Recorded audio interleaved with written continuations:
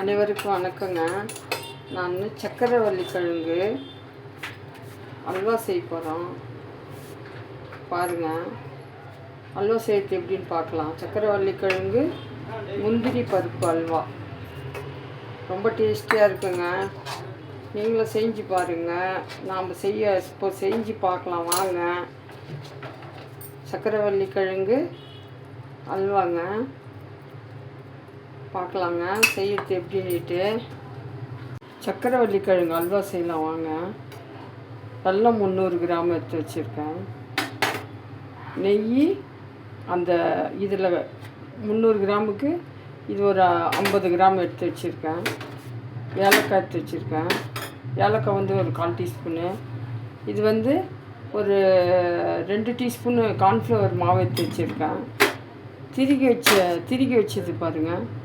300 gram வெல்லம் எவ்வளவோ அவ்வளோவும் 300 கிராமு சக்கரவள்ளி கிழங்கு வேக வச்சு திருகி வச்சுருக்குறேங்க. பார்க்கலாம் வாங்க எப்படி செய்யுதுன்னுட்டு. வெல்லம் போட்டுக்கலாங்க.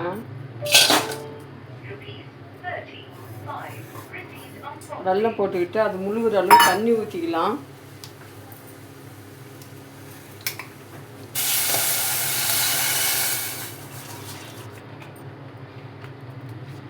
அது முழுகிற அளவு தண்ணி ஊற்றியாச்சு.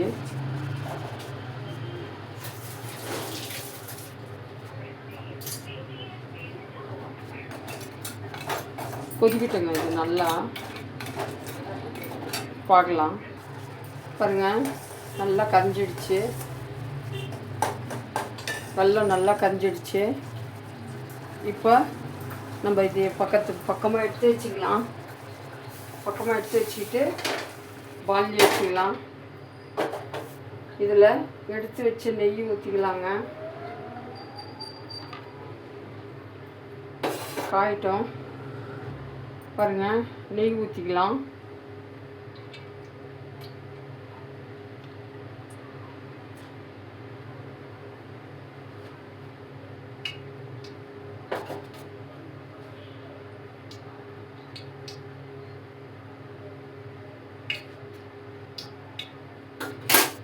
பாருங்கள், முந்திரி ஃபஸ்ட்டு 25 கிராம் முந்திரி போட்டுக்கலாங்க. 25 கிராம் முந்திரி.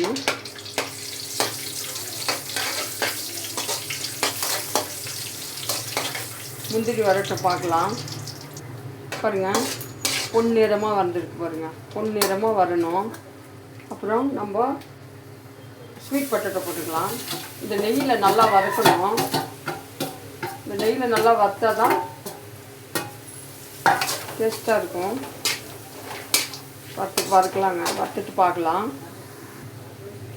பார்க்கலாங்க. நெய்யில் பாருங்கள் இவ்வளோ நல்லா வெந்துடுச்சு. கொஞ்சம் வாசனை வரும் பாருங்கள். நல்லா வாசனை வரும்போது நம்ம வெள்ளை தண்ணி ஊற்றிக்கலாம். வெல்லம் கரையிற அளவு கொதிக்க வச்சா போதும். வெள்ளை தண்ணி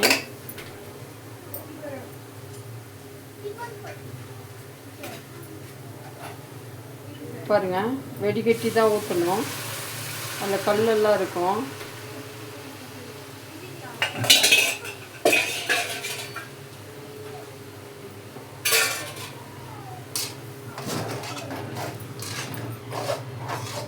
நல்லா கொதிச்சு பாகு பதத்துக்கு வரணுங்க.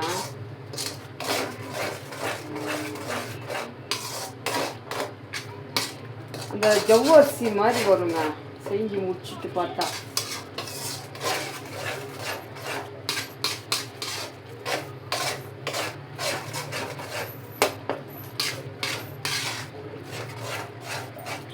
கொதிக்கிட்ட பார்க்கலாம்.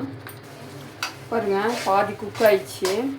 பாருங்கள், பாதி குக் ஆனதும் நம்ம கார்ன்ஃப்ளவர் எடுத்து வச்சோம் இல்லையா, அதை ஒரே ஒரு வாய் தண்ணியில் அப்படி கரைச்சிட்டு ஊற்றிக்கலாங்க. கார்ன்ஃப்ளவர் தண்ணி சும்மா கொஞ்சோண்டு 1 வா தண்ணி தாங்க. அதாவது 50 மில்லி கூட இருக்காது. இதாக கூட சேர்த்துக்கலாம்.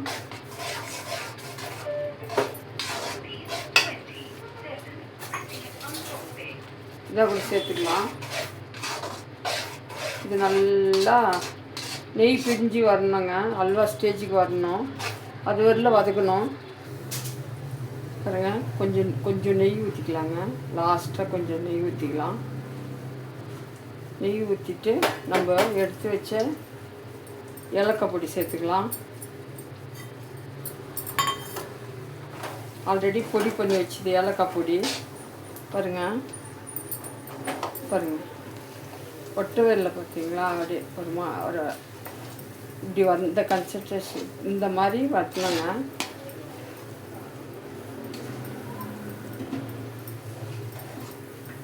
கொட்டாமல் இப்படி வரணும் நம்மளுக்கு. அப்போ தான் சாப்பிட்றதுக்கு ரொம்ப நல்லாயிருக்கும். மறக்காமல் சப்ஸ்கிரைப் பண்ணுங்கள்.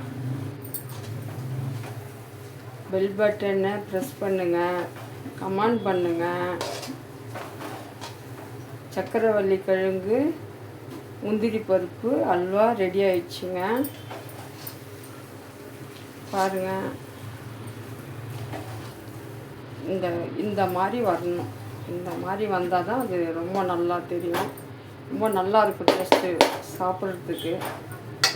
பாருங்கள், இந்த மாதிரி நீங்களும் செய்யுங்க. செஞ்சு பார்த்துட்டு சொல்லுங்கள் எப்படி இருக்குன்னுட்டு. தேங்க்யூங்க.